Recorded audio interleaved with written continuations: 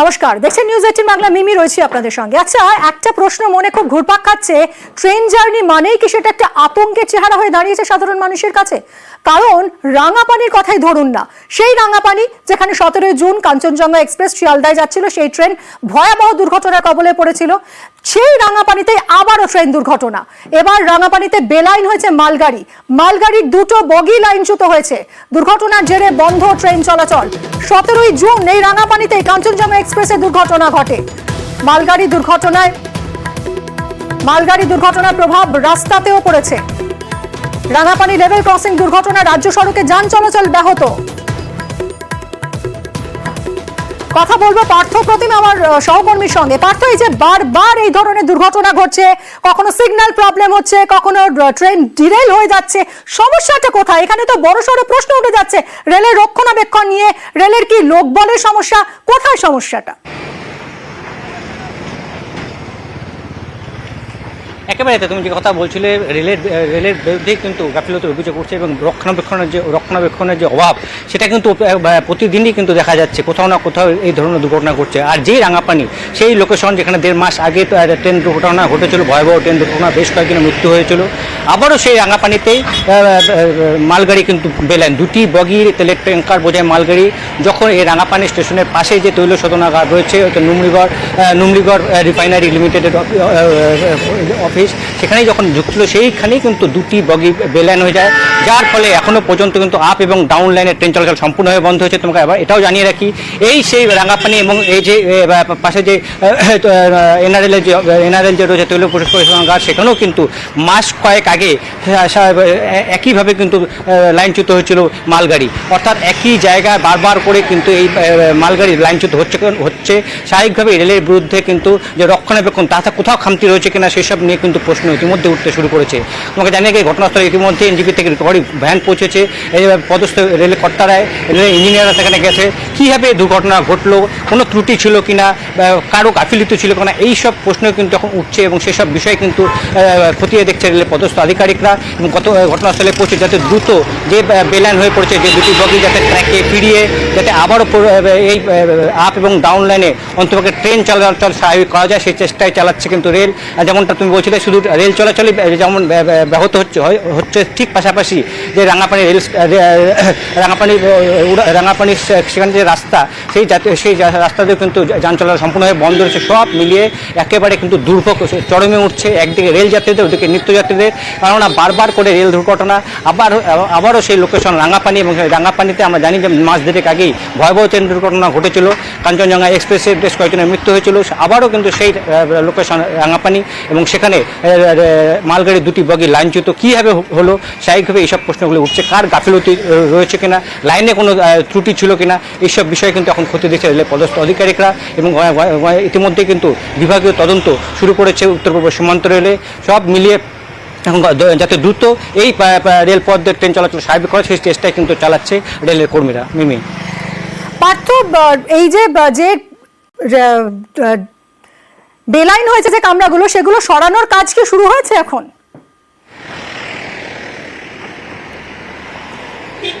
ইতিমধ্যে কিন্তু জানাচ্ছিলাম যে রিকভারি ভ্যান যেমন পৌঁছেছে, রেলের কর্মীরা তারা কিন্তু এনজিপির থেকে ঘটনাস্থলে এসে পৌঁছেছে। কেন 1 ঘন্টার কিছু বেশি সময় হয়ে গেল এই দুর্ঘটনাটি ঘটেছে। স্বাভাবিকভাবে যাতে দ্রুত কাজ শুরু করেছে, কিন্তু যেহেতু দুটো বগি সম্পূর্ণভাবে বেলাইন হয়ে গেছে, একটু সময় লাগবে এমনটাই কিন্তু রেল সূত্রে আমরা জানতে পারি। যাতে দ্রুত সেটা ট্র্যাকে ফিরিয়ে যাতে ট্রেন চলাচল স্বাভাবিক করা যায়, সেই চেষ্টায় কিন্তু চালাচ্ছে রেলের কর্মীরা। আজ ঠিক কখন হয় এই দুর্ঘটনা, কিভাবে হয়, এখনো পর্যন্ত কি কিছু কারণ অনুমান করা যাচ্ছে যে কোনো গাফিলতি নাকি যান্ত্রিক ত্রুটি? কেন এরকম ডিরেল হলো এই মালগাড়ি? সেই সব বিষয়ে কিন্তু এখন খতিয়ে দেখছে রেলের পদস্থ, কোনো যান্ত্রিক ত্রুটি ছিল কিনা বা লাইনে কোনো ফাটল ছিল কিনা। কেননা এই যে রাঙাপানি স্টেশন, তার গায়ে লাগোয় কিন্তু এই তৈল পরিশোধনাগার। স্বাভাবিকভাবে তার যে পাশ লাইন দিয়ে যখন ট্রেনটা এক লাইন থেকে আরেক লাইনে যখন যাচ্ছিল, সেই সময় কিন্তু ডিরেলের ঘটনাটি ঘটে। এবং স্বাভাবিকভাবে কোনো গাফিলতি এক হয় সেখানকার রেল কর্মী যারা কর্তব্য তাদের কোনো গাফিলতি ছিল না, রেলের ট্র্যাকে কোনো রকম ফাটল ছিল কিনা বা যান্ত্রিক কোনো ত্রুটি ছিল কিনা, এইসব বিষয়ে কিন্তু এখন খতিয়ে দেখছে। আপাতত যাতে এই রেলপথ দিয়ে ট্রেন চলাচল স্বাভাবিক করা যায় সেটাকে প্রাথমিকভাবে গুরুত্ব দিচ্ছে রেল, এবং দ্রুত যাতে ট্র্যাকে ফেরানো যায় লাইনচ্যুত দুটি বগি এবং ট্রেন চলাচল স্বাভাবিক করে, এটাকে আপাতত প্রাথমিকভাবে কিন্তু গুরুত্ব দিচ্ছে রেল, অগ্রাধিকার দিচ্ছে। তারপর গোটা বিষয় ইতিমধ্যে বিভাগীয় তদন্ত শুরু হয়েছে, কোথায় কোনো গাফিলতি বা কোনো ত্রুটি ছিল কিনা সেসব বিষয়ে কিন্তু ইতিমধ্যেই বিভাগীয় তদন্ত শুরু করছে এবং খতিয়ে দেখছে রেলের পদস্থ কর্তারা। মিমি, ইতিমধ্যে রেল বগিগুলো সরানোর কাজ শুরু হয়ে গেছে। একেবারে ঘটনাস্থল থেকে সেই ছবি দেখাবো আপনাদের। বিশ্বজিৎ আমাদের আর এক প্রতিনিধি সরাসরি রয়েছেন, সেখান থেকে আপনাদের জানাবেন এই মুহূর্তে ঠিক কি চলছে, একেবারে লাইভ আপডেট তুলে ধরবেন। সেই রাঙাপানিতে ট্রেন দুর্ঘটনা, বেলাইন হয়েছে মালগাড়ির দুটি বগি লাইনচ্যুত হয়েছে। দুর্ঘটনার জেরে ট্রেন চলাচল বন্ধ রয়েছে আপাতত, এবং 17 জুন এই রাঙাপানিতেই কাঞ্চনজঙ্ঘা এক্সপ্রেসে দুর্ঘটনা ঘটে। বারবার রেলের এই দুর্ঘটনা নিরাপত্তা নিয়ে প্রশ্ন তুলে দিচ্ছে। বিশ্বজিতের সঙ্গে কথা বলবো। বিশ্বজিৎ, এই মুহূর্তে ঠিক কোন পর্যায়ে রয়েছে এই ডিরেলমেন্ট, যে বগিগুলো সরে গেছে সেগুলোকে সরানোর কাজ চলছে তুমি বলেছিলে, এখন ঠিক কি পরিস্থিতি? তবে পরিস্থিতি অনেকটাই স্বাভাবিক বলতে গেলে, কারণ যে তেল শোধনাগারের মুখে ঢুকছিল এই মালগাড়িটি, সেই মালগাড়ির দুটি চাকা কিন্তু ট্র্যাকে তোলার কাজ ইতিমধ্যে কাজ করছে রেলকর্মীরা। অন্যদিকে যে রাজ্য সড়ক অবরুদ্ধ হয়ে গিয়েছিল লেভেল ক্রসিং বন্ধ থাকার জেরে, সেই লেভেল ক্রসিং কিন্তু খুলে দেওয়া হয়েছে এবং আমার পিছনে তুমি দেখতেই পাচ্ছ গাড়ি ঘোড়া কিন্তু যেতে শুরু করেছে।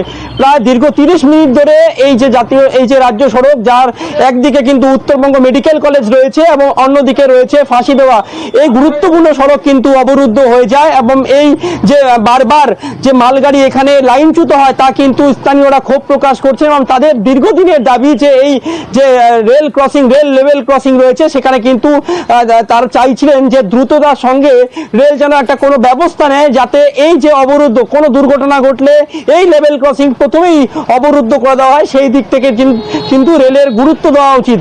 আর তুমি জানো যে কয়েকদিন আগেই কিন্তু এই কাঞ্চনজঙ্ঘা এক্সপ্রেস এই রাঙ্গাপানি স্টেশনের সামনেই কিন্তু দুর্ঘটনার কবলে পড়ে। তার কিছুদিন কাটতে না কাটতেই ফের মালগাড়ির দুর্ঘটনা কিন্তু আরো আতঙ্কিত করে চলছে স্থানীয় বাসিন্দাদের।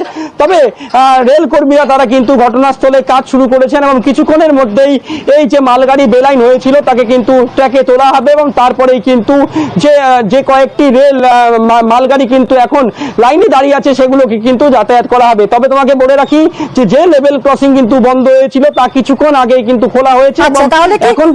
তাহলে এখন যে রাজ্য সড়কে যান চলাচল ব্যাহত হয়েছিল লেভেল ক্রসিং দুর্ঘটনার জেরে, তা কি এখন স্বাভাবিক হয়েছে?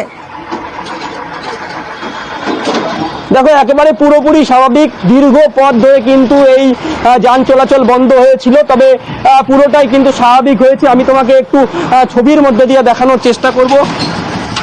যে তুমি দেখতেই পাচ্ছ এই যে লেভেল ক্রসিং রাঙ্গাপানি স্টেশনের সামনে এই লেভেল ক্রসিং, এটি কিন্তু বন্ধ হয়েছিল এই মালগাড়ির দুর্ঘটনা কবলে পড়ার জন্য এবং কিছুক্ষণ আগে এই লেভেল ক্রসিং কিন্তু খুলে দেওয়া হয় এবং যে মালগাড়ির পিছনের অংশ ছিল তা কিন্তু সামনে আবার তৈল শোধনাগার রয়েছে, সেই তৈল শোধনাগারের সামনে কিন্তু নিয়ে যাওয়া হয়। তুমি ট্র্যাকের মধ্যেই দেখতেই পাচ্ছ যে রেল কর্মীরা তারা কিন্তু রয়েছে এবং সামনের দিকে আমরা দেখতে পাচ্ছি যে প্রায় 3টি মালগাড়ি ট্রেন কিন্তু ইতিমধ্যে ট্র্যাকে রয়েছে এবং কার্যত গ্রিন সিগন্যাল পাওয়ার পরেই সেই মালগাড়িগুলোকে কিন্তু ফের এই রাস্তার উপর দিয়ে কিন্তু পাঠানো হবে এবং তার কাজ কিন্তু ইতিমধ্যে দ্রুততার সঙ্গে রেলের কর্মীরা কিন্তু করছেন। রেলের উচ্চপদস্থ আধিকারিক তিনিও কিন্তু তারাও কিন্তু ঘটনাস্থলে রয়েছেন এবং যে তৈল শোধনাগারের কেন্দ্রের সামনে কিন্তু এই লাইনচ্যুত হয়েছিল মালগাড়িটি, তার কাজ কিন্তু দ্রুততার সঙ্গে চলছে বলে আমরা রেল যারা কর্মীরা তাদের সূত্রে কিন্তু খবর জানতে পারছি। মিমি, বিশ্বজিৎ, অনেক ধন্যবাদ তোমায়। এই মুহূর্তে যান চলাচল স্বাভাবিক হয়েছে। মালগাড়ি দুর্ঘটনার প্রভাব রাস্তাতেও পড়ে, রাজ্য সড়কে যান চলাচল ব্যাহত হয়, কিন্তু এই মুহূর্তে স্বাভাবিক হয়েছে আবার যান চলাচল।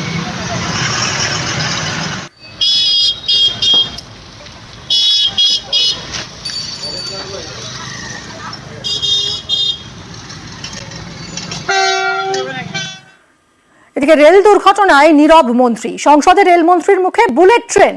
রেলমন্ত্রীর বক্তব্যের সময় হট্টগোল। দুর্ঘটনা রুখতে কি পদক্ষেপ করা হচ্ছে? সংসদে সরব হয়েছেন বিরোধী সদস্যরা। গতকালই তৃণমূল সাংসদরা সরব হয়েছিলেন সুদীপ বন্দ্যোপাধ্যায়, তিনি রেলমন্ত্রীর বিবৃতি দাবি করেছিলেন। बहुत सारी चीजें बुलेट ट्रेन के डिजाइन की जो शुरू में बाहर से सीखने की आती थी, जैसे 40 मीटर का एक सिंगल पीस गर्डर है, उसको उठाने के लिए जो क्रेन है, माननीय अध्यक्ष जी, बहुत संतोष के साथ मैं कहना चाहूँगा कि आज उस क्रेन का डिज़ाइन पूरा का पूरा भारत में, आत्मनिर्भर भारत में बनने लगा है। माननीय प्रधानमंत्री जी ने जिस तरह से वंदे भारत के माध्यम से एक गौरवशाली स्थान दिलाया, एक आत्मनिर्भर बनने का एक माध्यम बनाया, उसी भावना से बुलेट ट्रेन में भी हम पूरी टेक्नोलॉजी को समझ सके, उसको आत्मसात कर सके, उसको भारत में डेवलप कर सके, उस पर फोकस है। একের পর এক ট্রেন দুর্ঘটনায় যাচ্ছে প্রাণ।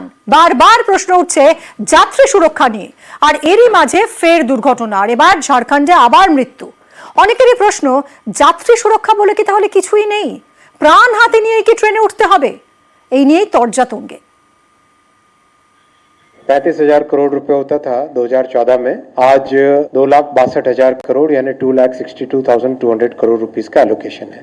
इस एलोकेशन का बड़ा हिस्सा सेफ्टी रिलेटेड एक्टिविटीज पे है, जैसे पुराने ट्रैक्स को रिप्लेस करके नए ट्रैक लगाना, सिग्नलिंग सिस्टम में इम्प्रूवमेंट्स करना, फ्लाईओवर और अंडरपास बनाना, कवच का इंस्टॉलेशन, ये सारी चीजें सेफ्टी रिलेटेड एक्टिविटीज, इन सब के लिए 1,08,000 करोड़ का बजट एलोकेशन इस बजट में है। एक और रेल एक्सीडेंट की खबर सुनी है। जब से ये सरकार आई है, रेल एक्सीडेंट्स और पेपर लीक में कंपटीशन चल रहा है कि कौन आगे जाएगा। ये भरोसा सरकार को दिलाना चाहिए कि जब एक के बाद एक एक्सीडेंट हो रहे हैं तो आखिरकार जो सेफ्टी को लेकर के उन्होंने जो खर्च किया है, आखिरकार वो कहाँ खर्च हुआ है जिसकी वजह से सेफ्टी नहीं हो पा रही है ट्रेन की। कहीं ऐसा तो नहीं कि रिकॉर्ड बनाना चाहती हो सरकार ट्रेन एक्सीडेंट्स का। পশ্চিমবঙ্গ উত্তর প্রদেশের পর এবার ট্রেন দুর্ঘটনা ঝাড়খণ্ডে। মঙ্গলবার কাক ভোরে ঝাড়খণ্ডের চক্রধরপুরের কাছে ট্রেন দুর্ঘটনায় একাধিক জনের প্রাণ গেছে। এ নিয়ে কেন্দ্রের মোদী সরকারকে নিশানা করেছেন মমতা বন্দ্যোপাধ্যায়। এক্স হ্যান্ডেলে লিখেছেন, আরও এক ভয়াবহ ট্রেন দুর্ঘটনা। মঙ্গলবার ভোরে ঝাড়খণ্ডের চক্রধরপুরে হাওড়া মুম্বাই রেল লাইনচ্যুত হয়েছে। একাধিক মৃত্যু এবং অনেকেই আহত হয়েছেন। এটাই কি সরকার চালানোর নমুনা? প্রায় প্রতি সপ্তাহেই দুঃস্বপ্নের এই ধারাবাহিকতা চলছে। রেল লাইনে হতাহতের মিছিল আর কতদিন বরদাস্ত করব? কেন্দ্রীয় সরকারের এই উদাসীনতা কোনোদিন কি শেষ হবে?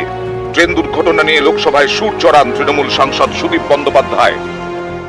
Mumbai Howrah mail has facing a derailed condition. I was keen to know from the Honorable Railway Minister that what is the latest position, because safety in the railways has now become a challenge. Every day accident is taking place. I chaired the chairmanship of Railway Standing Committee last few years. Again and again we mentioned that railways should be given safety first, but now it is happening regularly. Why not Railway Minister is coming to the house and submitting a report to us? রেলমন্ত্রী, দুর্ঘটনা হয়তো ঘটে যায়, কিন্তু ধারাবাহিক দুর্ঘটনা যদি ঘটতে থাকে তারপরে আপনি নাটক করার জন্য পদে বসে থাকবেন, এটা হতে পারে না। যাত্রী সুরক্ষা, রেলওয়ে ট্র্যাক মেইনটেনেন্স, প্রযুক্তির ব্যবহার, সুরক্ষা কবচ, কোনো বালাই নেই। গোটা রেল ব্যবস্থাটা আগাগোড়া খতিয়ে দেখা দরকার। এটা পুরোদস্তুর কেন্দ্রীয় সরকারের ব্যর্থতা। বিরোধীদের কড়া আক্রমণ, এর মোকাবিলায় 12 বছর আগের প্রসঙ্গ টেনে এনেছেন বিজেপি রাজ্যসভার সাংসদ শ্রমিক ভট্টাচার্য। আজকে যারা সমালোচনা করছেন দুর্ঘটনা নিয়ে, মনে রাখতে হবে সেই মমতা বন্দ্যোপাধ্যায় এই পুরো রেলটাকে আইসিইউতে ঢুকিয়ে দিয়ে চলে গিয়েছিলেন। এটা আমার কথা নয়, এটা তার দলের যিনি মন্ত্রী হয়েছিলেন তিনি করেছিলেন। তার পরবর্তীকালে তাকে সরিয়ে মুকুল রায়কে আনা হয়েছিল, তিনি কি করেছিলেন সকলেরই জানা। তাই ঘোষণা সর্বস্ব তৃণমূলের যে রেলমন্ত্র পরিচালনা, তারও কিন্তু খেসারত আজকে দিতে হচ্ছে। নিউজ 18 বাংলা।